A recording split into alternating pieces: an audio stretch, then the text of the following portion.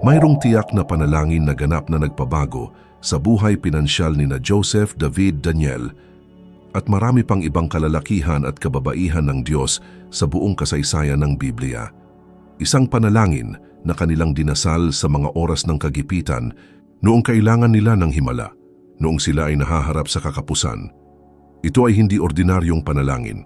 Ito ay isang panalangin na umantig sa puso ng Diyos sa isang espesyal na paraan, na nagpakilos sa braso ng makapangyarihan, na nagbukas ng mga bintana ng langit sa isang supernatural na paraan.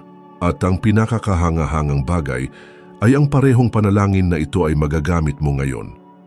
Ngayon gusto kong ibahagi sa iyo ang katotohanan ito sa Biblia na nagbabago ng buhay. Mayroong isang makapangyarihang pattern ng panalangin na nakabatay ng direkta sa banal na kasulatan, na may potensyal na makalusot sa mga limitasyon sa pananalapi at magbukas ng daan para maranasan mo ang probisyon ng Diyos sa isang bagong paraan sa iyong buhay. Kung narito ka, naniniwala ako na ang Diyos ay maaaring nagsasalita sa iyong puso tungkol sa iyong sitwasyon sa pananalapi. May matibay na pundasyon ng Biblia na alam ng mga patriarch at propeta ng banal na kasulatan, mga prinsipyo ng panalangin at pananampalataya na kanilang inilapat upang makita ang banal na probisyon sa kanilang buhay.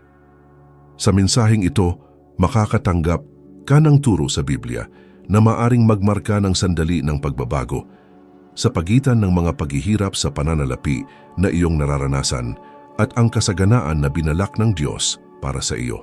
Hayaan ang salitang ito na maantig ang iyong puso dahil ang ibabahagi ko ay maaaring ito mismo ang hinahanap mo sa panalangin.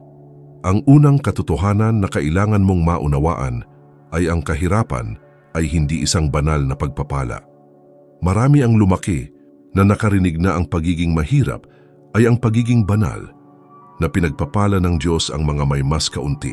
Ngunit hindi ito naayon sa buong katuruan ng kasulatan. Nang sabihin ni Jesus sa Mateo Kabanata 6, talata 33, "Datapuat hanapin muna ang kaharian ng Diyos at ang kaniyang katuwiran, at ang lahat ng mga bagay na ito ay idaragdag sa inyo." Siya ay nangako ng kumpletong paglalaan. Kasama sa lahat ng mga bagay na ito ang iyong mga pangangailangan sa pananalapi, ang iyong pabahay, ang iyong kabuhayan, ang iyong kasaganaan. Ang Biblia ay puno ng mga pangako ng kaunlaran para sa mga lumalakad sa mga daan ng Panginoon. Ngunit may mga espiritual na hadlang na maaaring humadlang sa mga pangakong ito sa buhay ng maraming tao. Nililimitahan ang mga pattern ng pag-iisip, negatibong mga salita, sirang espiritual na mga prinsipyo o mga paniniwalang nakatanim sa ating mga puso na hindi naaayon sa salita. Naisip mo na ba kung bakit ang ilang mga tao ay tila may mas madaling oras sa negosyo habang ang iba ay patuloy na nahihirapan? Bakit ang ilang mga tao ay may mga ideya na umuunlad habang ang iba ay nakikita ang mga pagkakataong nawawala? Ang sagot ay nakasalalay sa pag-unawa na may mga espiritual na alituntunin na namamahala sa kaunlaran, at kapag inilapat natin ito ng tama, maaari tayong makaranas ng iba't ibang resulta. Kung sa tingin mo ay may isang bagay na naglimita sa iyong kaunlaran, isulat sa mga komento. Ihanay ko ang aking sarili sa mga prinsipyo ng Diyos para sa aking buhay. Ang iyong pahayag ng pananampalataya ay mahalaga at kami ay magdarasal para sa iyong sitwasyon. Ngunit ang tunay na paghahayag ng Biblia ay darating pa. Ipapakita ko sa iyo kung paano matukoy kung ang mga hadlang na ito ay gumagana sa iyong buhay at kung paano ilapat ang mga prinsipyo ng Biblia upang madaig ang mga ito. Ang mga paghihigpit sa pananalapi ay nagpapakita ng kanilang mga sarili sa napaka-espesipikong mga paraan sa ating buhay. Ito ay kapag ang pera ay dumating at isang kagipitan kaagad na umuubos ng lahat. Ito ay kapag malapit ka ng umunlad at may mangyayari na magbabalik sa iyo sa dati. Ito ay kapag may magagandang pagkakataon, ngunit palaging may pumipigil sa iyo na ganap na sakupin ang mga ito. Ang Deuteronomio Kabanata 28 ay malinaw na nagpapakita sa atin na may pagkakaiba sa pagitan ng pamumuhay sa ilalim ng pagpapala at pamumuhay sa ilalim ng espiritual na limitasyon. Sinasabi ng talatang 3, pagpalain ka sa lungsod at mapalad ka sa parang. Nangangahulugan ito na ang pagpapala ng Diyos ay dapat umabot sa bawat bahagi ng iyong buhay, kabilang ang iyong pananalapi, iyong negosyo at iyong trabaho. Ngunit kapag ang mga espiritual na hadlang ay nasa trabaho, kabaligtaran ang nangyayari. Nagsusumikap ka at umaani ng kaunti. Naglagay ka sa pagsisikap, ngunit ang mga resulta ay hindi katapat. Para bang may leak sa budget mo kung saan tumatakas ang resources. Inihahambing ito ng Biblia sa mga supot na may mga butas sa Hagay. Kabanata 1 bersikulo 6 na talata. Kayo'y naghahasik ng marami, ngunit nagsisipasok ng kaunti. Kayo'y kumakain, ngunit hindi kayo nabubusog. Kayo'y umiinom, ngunit hindi kayo nabubusog. Kayo'y nagbibihis, ngunit kayo'y hindi mainit. At ang tumatanggap ng sweldo ay tumatanggap ng mga iyon sa isang supot na may mga butas. Ang mga limitasyong ito ay maaaring magkaroon ng iba't ibang pinagmulan. Minsan ang mga ito ay nagmumula sa generational patterns kapag ang mga nakaraang henerasyon ng aming pamilya ay bumuo ng scarcity mindset o lumabag sa mga prinsipyo ng Biblia. Sa ibang pagkakataon, ito ay resulta ng mga negatibong salita na binibigkas tungkol sa ating pamilya o sa ating sarili. At sa maraming pagkakataon, ang mga ito ay bunga ng hindi paggalang sa Diyos ng sapat sa ating mga mapagkukunan, tulad ng nakasulat sa Malakias Kabanata 3. Ngunit narito ang pag-asa. Kung paanong maitatag ang pattern ng paglilimita, maaari din itong masira sa pamamagitan ng tamang aplikasyon ng mga prinsipyo ng Biblia. Mayroong isang makapangyarihang pundasyon ng panalangin na may potensyal na malagpasan ang mga hadlang na ito. Ang ibabahagi ko ngayon ay magbibigay sa iyo ng mga biblikal na susi sa pag-unawa kung paano malalampasan ang mga limitasyong ito at kung paano isaaktibo ang mga pagpapalang inihanda ng Diyos para sa iyo. Ang panalangin na ituturo ko sa iyo ay hindi isang magic formula, ngunit sa halip ay isang deklarasyon ng pananampalataya na nakasalig sa salita ng Diyos. Gumagana ito dahil nakabatay ito sa walang hanggang mga pangako ng Panginoon at sa kapangyarihan ng pangalan ni Jesus na sirain ang bawat gawain ng kadiliman. Ang ganitong uri ng panalangin ay isinagawa ng mga patriarka, propeta at unang mga Kristiyano. Pinagsasama nito ang pagsisisi, pagtalikod sa mga limitasyon, pagpapahayag ng pananampalataya at paglalaan ng mga pangako ng Diyos. Kapag nananalangin ka ng may tunay na pananampalataya at taos-pusong-puso, ang mga espiritual na hadlang na nagpanatiling limitado sa iyo ay maaring alisin. Ngunit bago magturo ng panalangin, kailangan mong maunawaan na dapat itong gawin ng may ganap na pananampalataya, na may taos-pusong pagsisisi kung mayroong anumang bahagi ng pagsuway at may kahandaang sumunod sa Diyos sa lahat ng bahagi ng iyong buhay. Walang saysay ang pagsisikap na labagin ang mga limitasyon sa pananalapi kung hindi ka handang maging tapat sa ikapu, kung ayaw mong magpatawad, kung hindi ka handang lumakad ng may integridad. Sinasabi ng unang Juan, Kabanata 3, talatang 22, at anuman ang ating hingin ay tinatanggap natin sa Kanya, sapagkat ating tinutupad ang Kanyang mga utos at ginagawa natin ang mga bagay na nakalulugod sa Kanyang paningin. Ang pagsunod ay mahalaga para makitang sinasagot ang mga panalangin. Ang panalangin ito ay direktang tutugunan ang espiritual na mga ugat ng kakapusan sa iyong buhay. Aalisin nito ang mga nakalipas na limitasyon sa mga kasunduan, kakansilahin ang mga negatibong salita, sisirain ang mga pattern ng henerasyon, at isaaktibo ang mga pagpapala ng Deuteronomio 28 sa iyong buhay at pamilya. Kung handa ka nang sirain ang bawat siklo ng kakapusan sa iyong buhay, ipahayag sa mga komento. Inaangkop ko ang biblikal na kasaganaan na inihanda ng Diyos para sa akin. Ang bawat salita ng pananampalataya na ipinahayag dito ay may espiritual na kahulugan. Dumating na ang sandaling hinihintay mo. Ituturo ko sa iyo ang isang panalangin batay sa mga prinsipyo ng Biblia na maaaring baguhin ang iyong realidad sa pananalapi. Gumagana ang panalangin ito dahil nakabatay ito sa tatlong matibay na espiritual na prinsipyo: pagtalikod, pagtatapat at deklarasyon. Una, tatalikuran mo ang lahat ng limitasyon at sinira ang bawat tipan ng may kakapusan. Ikalawa, ipagtatapat mo ang anumang bahagi ng pagsuway at iayon ang iyong sarili sa kalooban ng Diyos. Pangatlo, ipinapahayag mo ang mga pangako ng Biblia sa iyong buhay ng may tunay na pananampalataya. Sama-sama tayong manalangin. Ama sa langit, sa pangalan ni Jesus, tinatalikuran ko ang bawat limitasyon sa pananalapi na dumating sa aking buhay at sa aking pamilya.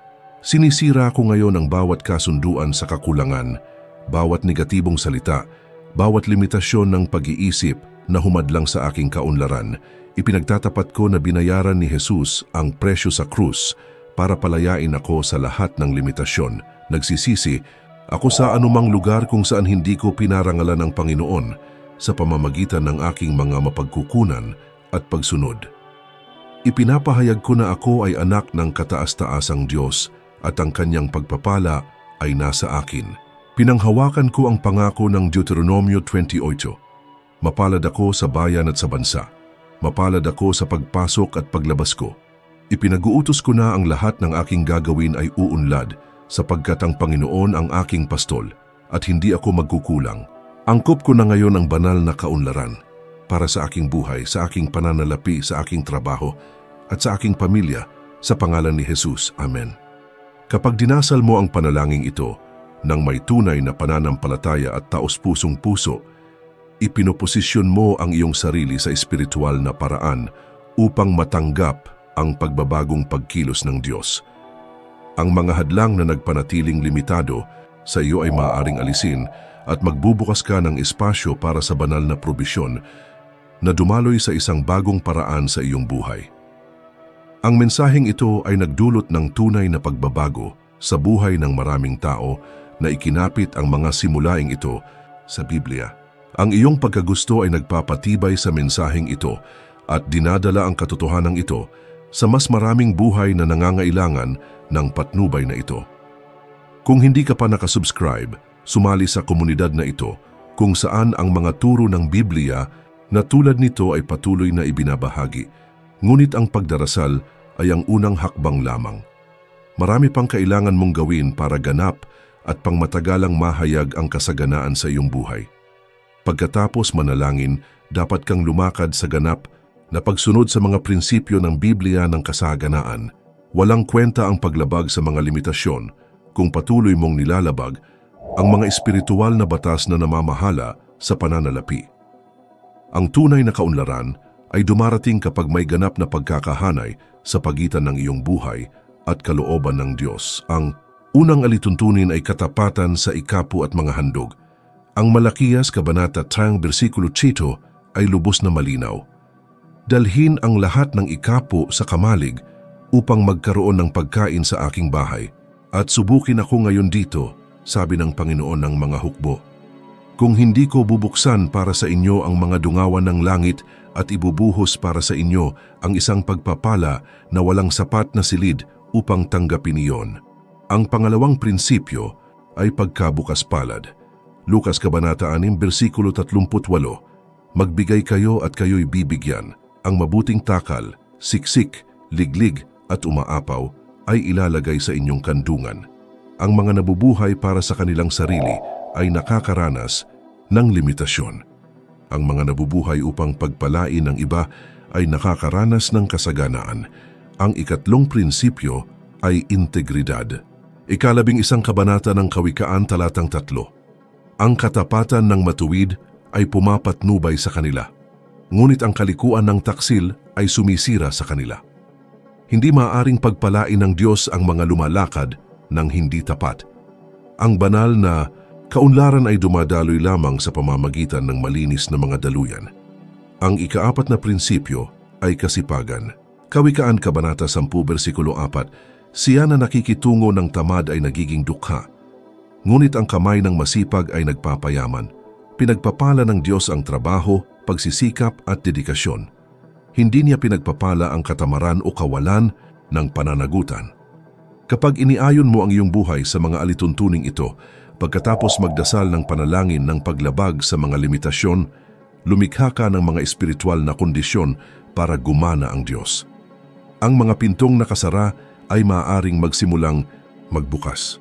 Maaaring magsimulang lumitaw ang mga pagkakataon. Maaaring magsimulang dumaloy ang mga malikhaing ideya. Ang Isayas Kabanata 45, talatang 3 ay gumagawa ng magandang pangako. Ibibigay ko sa iyo ang mga kayamanan ng kadiliman at mga nakatagong kayamanan ng mga lihim na dako, upang iyong malaman na ako ang Panginoon, ang Diyos ng Israel, na tumatawag sa iyo sa iyong pangalan. Ang Diyos ay may mga mapagkukunang inihanda para sa iyo. Ngunit ang mga ito ay pinakawalan kapag inalis mo ang mga espiritual na hadlang. Ang biblikal na kasaganaan ay hindi lamang tungkol sa pagkakaroon ng pera. Ito ay tungkol sa pagkakaroon ng sapat na mga mapagkukunan upang matupad ang layunin ng Diyos para sa iyong buhay. Paglaanan ng mabuti ang iyong pamilya upang maging isang pagpapala sa buhay ng iba at magambag sa gawain ng kaharian ng Diyos. Nais ng Diyos na umunlad ka, hindi para maging makasarili ka, kundi para maging daluyan ka ng pagpapala. Tahod sa mga taga-Korinto, Kabanata 9, versikulo 8. At magagawa ng Diyos na ang lahat ng biyaya ay sumagana sa inyo, upang kayo na laging may buong kasapatan sa lahat ng mga bagay ay magkaroon ng kasaganaan para sa bawat mabuting gawa. Kung naniniwala ka na ang Diyos ay may probisyon na inihanda para sa iyo, ipahayag sa mga komento. Ako ay isang channel ng banal na kasaganaan. Ang iyong pananampalataya ay nagpapagana sa mga pangako ng Diyos sa iyong buhay.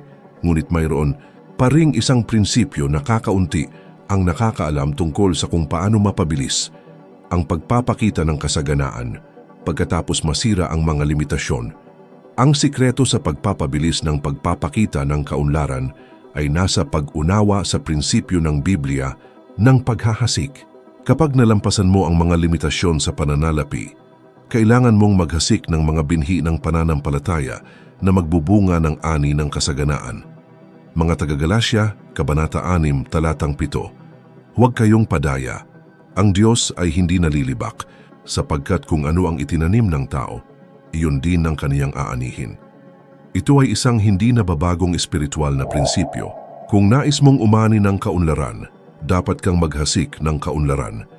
Nangangahulugan ito na dapat kang magsimulang magbigay ng mga handog ng pananampalataya, lalo na kapag ang iyong sitwasyon ay hindi pa ganap na nagbabago. Sa mga panahong ito, mismo ang iyong binhi ay nagpapakita ng tunay na pananampalataya sa paglalaan ng Diyos. Isinalaysay ng Marcos Kabanata 12 ang kwento ng mahirap na balo na nagbigay ng 2 maliliit na barya. Sinabi ni Jesus na nagbigay siya ng higit sa lahat ng mayayaman dahil ibinigay niya ang kailangan niya para mabuhay. Ang handog na ito ay may higit na espiritual na halaga kaysa sa pinagsama-samang lahat ng handog ng mayamang tao.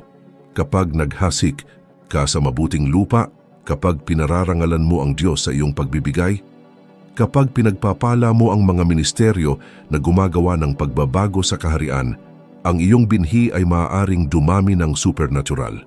Ang Lucas Kabanata 6, talatang 38 ay nagpapaalala sa atin, magbigay kayo at kayo'y bibigyan. Ang takal na mabuti, siksik, liglig at umaapaw ay ibubuhos sa inyong kandungan. Ang oras ng pag-aani ay palaging dumarating pagkatapos ng oras ng paghahasik.